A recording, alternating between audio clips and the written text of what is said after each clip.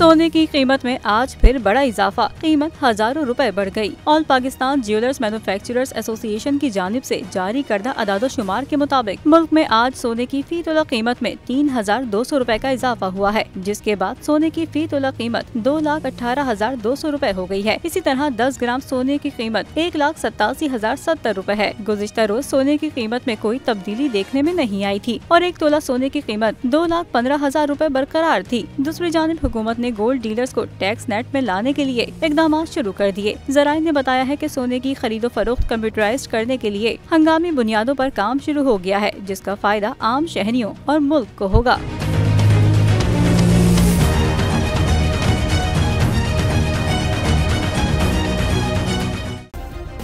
Subscribe करें और bell दबाएं ताकि कोई खबर रह न जाए।